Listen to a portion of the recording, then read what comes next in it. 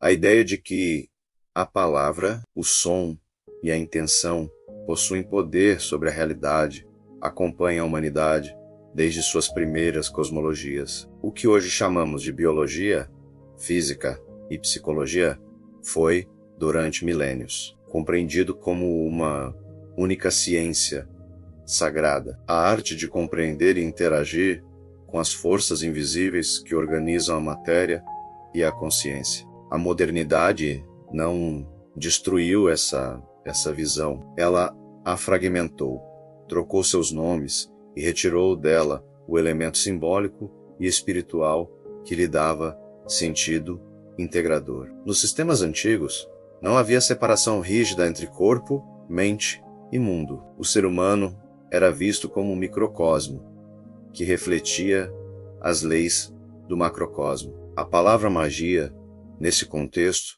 não significava ilusão ou fantasia, mas conhecimento aplicado das leis naturais em níveis visíveis e invisíveis. Magia era, essencialmente, a tecnologia da consciência. O que mudou ao longo do tempo não foi o fenômeno em si, mas a linguagem usada para descrevê-lo. Do ponto de vista físico, o som é uma onda mecânica, uma oscilação que se propaga através de um meio material, como o ar, a água ou os tecidos do corpo. Isso é um fato estabelecido. Ondas sonoras transportam energia, geram vibração e podem induzir ressonância. A ressonância ocorre quando um sistema entra em oscilação ao receber uma frequência compatível com sua estrutura. Esse princípio explica desde a quebra de uma taça de cristal até o colapso de pontes submetidas a vibrações específicas. Não há qualquer controvérsia científica quanto a isso. Experimentos de cimática demonstram visualmente esse princípio. Quando uma placa metálica coberta por areia ou um recipiente com água é submetido a diferentes frequências sonoras, padrões geométricos distintos emergem espontaneamente. A matéria aparentemente caótica se organiza em formas altamente ordenadas quando estimulada por vibração. A mudança na frequência altera imediatamente o padrão. Não há intenção envolvida aqui, apenas física. Ainda assim, o resultado é inequívoco. O som organiza a matéria. No campo biológico, o som e a vibração também exercem influência real. O ultrassom é utilizado para diagnóstico médico, para movimentar tecidos, para aquecer regiões específicas do corpo e até para fragmentar cálculos renais. Frequências eletromagnéticas e mecânicas interagem diretamente com células, membranas e estruturas moleculares. O corpo humano, em essência, é um sistema vibracional altamente sensível. Entretanto, quando se fala do poder da palavra, o efeito não ocorre apenas no nível mecânico direto. Ele se manifesta de forma indireta através da consciência e dos sistemas regulatórios do organismo. Palavras carregam significado e significado gera resposta emocional. Emoções, por sua vez, ativam circuitos neurais específicos e desencadeiam a liberação de hormônios e neurotransmissores. Esses mensageiros químicos alteram o funcionamento dos órgãos, a expressão genética, a inflamação, a imunidade e até a percepção da dor. A ciência moderna reconhece plenamente esse mecanismo. O efeito placebo é um dos exemplos mais claros. A simples expectativa verbal de melhora pode produzir mudanças fisiológicas mensuráveis. Redução de dor, modulação do sistema imunológico, alteração da atividade cerebral e melhora de sintomas clínicos. Não se trata de imaginação no sentido vulgar, mas de autorregulação biológica, mediada pela crença e pela expectativa consciente. A palavra, nesse caso, não age diretamente sobre a matéria externa, mas reorganiza o sistema interno que constrói e mantém essa matéria viva. É exatamente aqui que a linguagem antiga e a moderna se encontram. O que hoje é chamado de placebo, neuroplasticidade, regulação do sistema nervoso autônomo ou coerência psicofisiológica, no passado era chamado de fé, verbo criador ou magia. A diferença central está no enquadramento. A ciência descreve o como, mas evita o porquê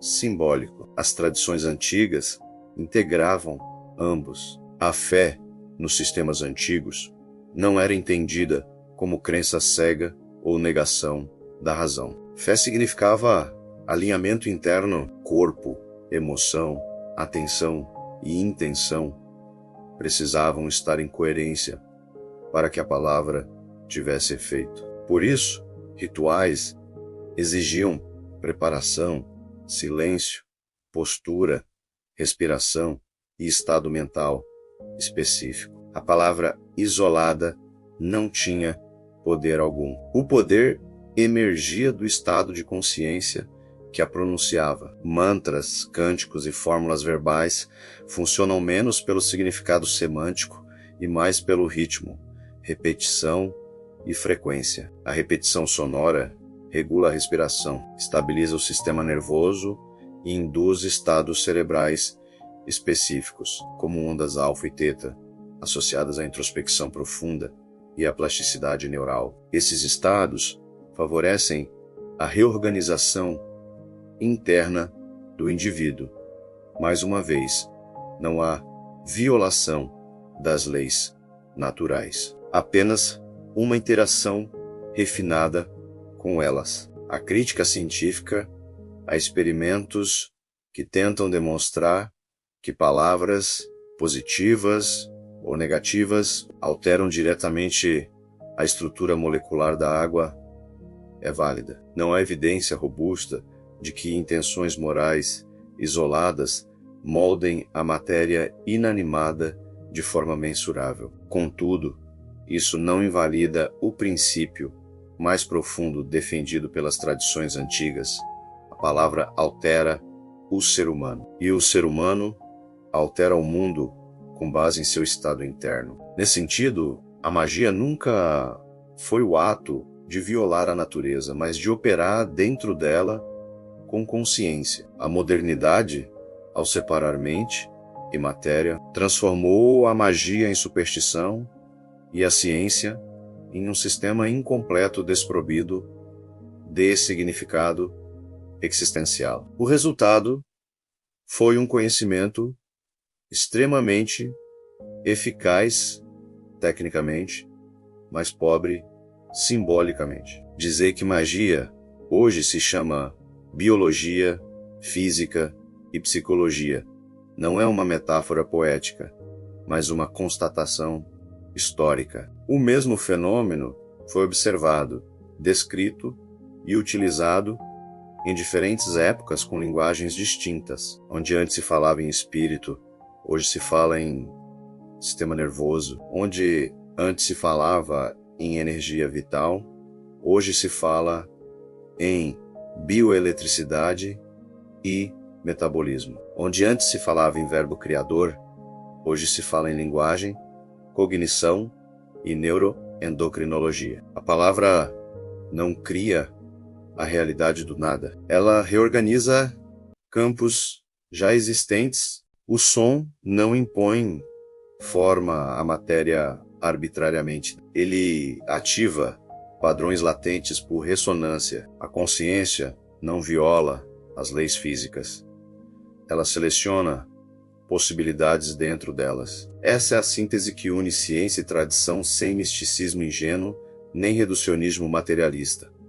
Assim, a magia não desapareceu. Ela apenas perdeu seu nome, sua simbologia e sua integração com o sentido humano. Recuperar essa visão não significa abandonar a ciência, mas aprofundá-la significa reconhecer que o ser humano não é apenas um observador passivo da realidade, mas um sistema vibracional capaz de influenciar a si mesmo e, indiretamente, o mundo ao seu redor, por meio da palavra, do som da intenção e do estado de consciência. No fim, a pergunta não é se a magia existe, mas se estamos dispostos a reconhecer que aquilo que hoje chamamos de ciência é apenas uma das faces de um conhecimento muito mais antigo, profundo, integrado. O nome mudou, o fenômeno permanece.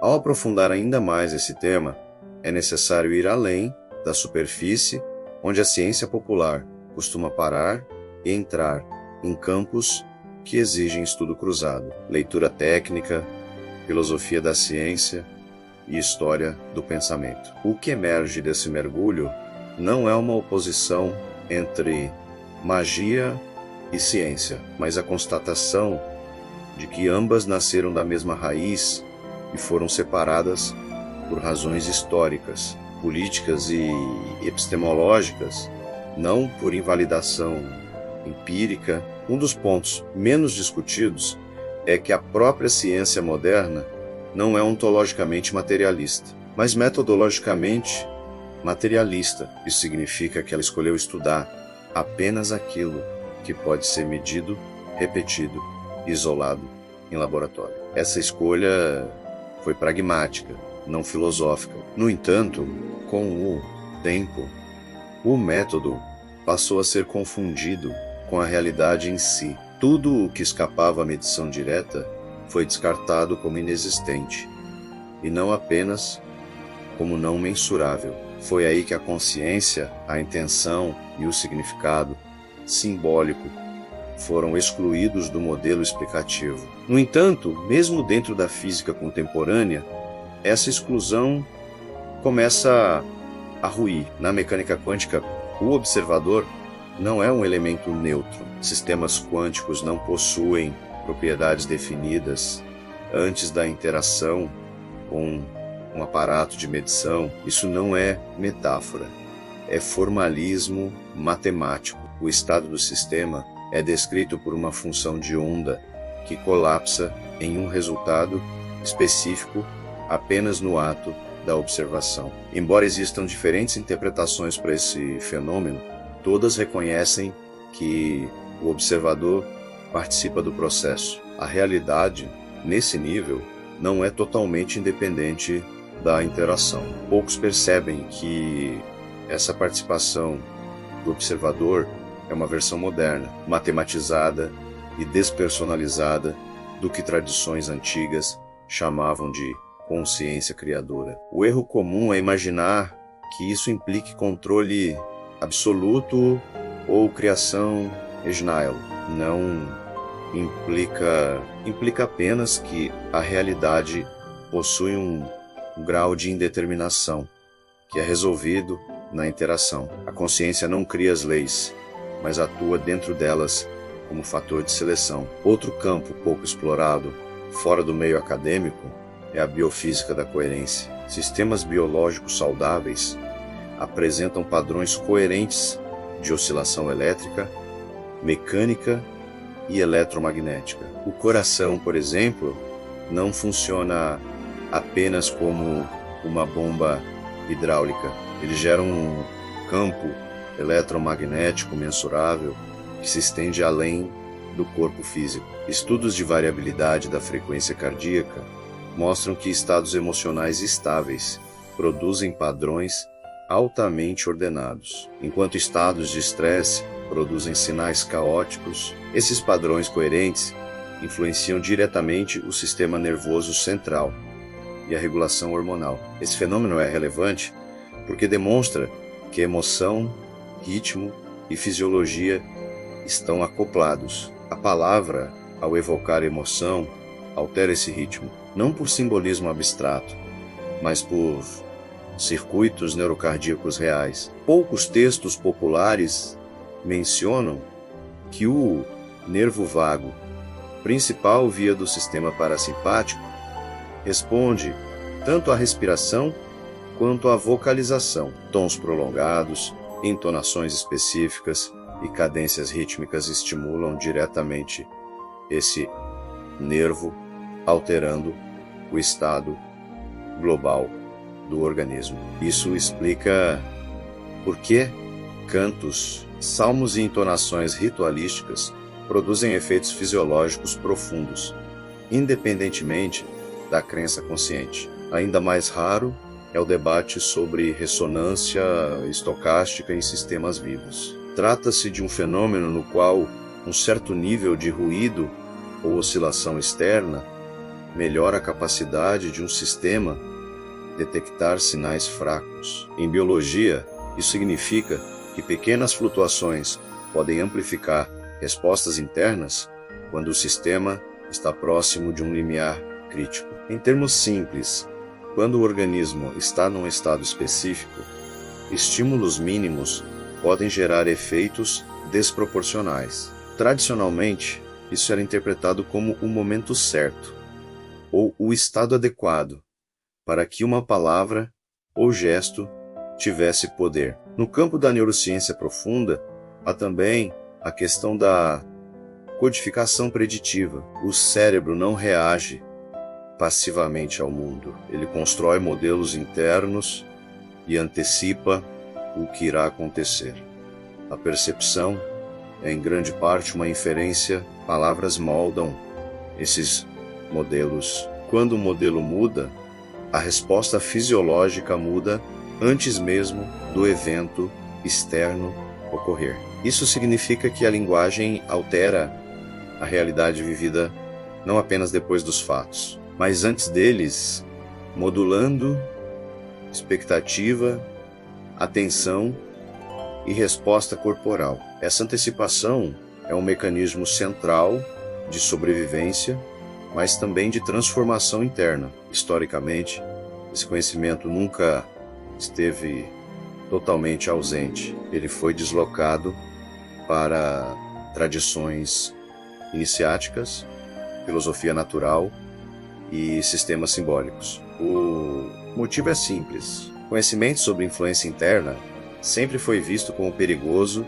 quando não mediado por instituições. A partir do século XVII, com a ascensão do racionalismo e do Estado moderno, tornou-se necessário um saber previsível, controlável e replicável. O que dependia de estado interno, disciplina pessoal e coerência subjetiva não podia ser padronizado, logo foi marginalizado. Isso não significa que tenha sido esquecido, apenas mudou de lugar. Hoje ele reaparece fragmentado em áreas como psicossomática, epigenética comportamental, neuroendocrinologia do estresse e medicina integrativa. A epigenética, por exemplo, demonstra que fatores emocionais e ambientais regulam a expressão gênica sem alterar o DNA, ou seja, o destino biológico é altamente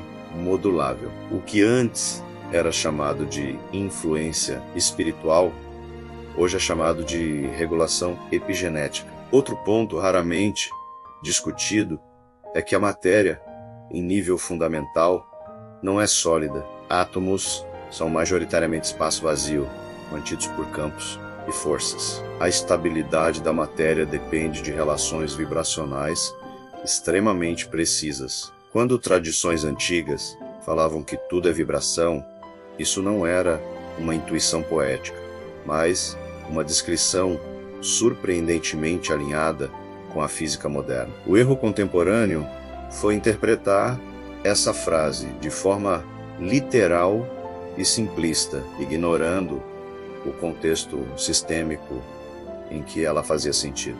A magia antiga não era um sistema de desejos verbais, mas um treinamento rigoroso de percepção, disciplina, emocional e alinhamento interno.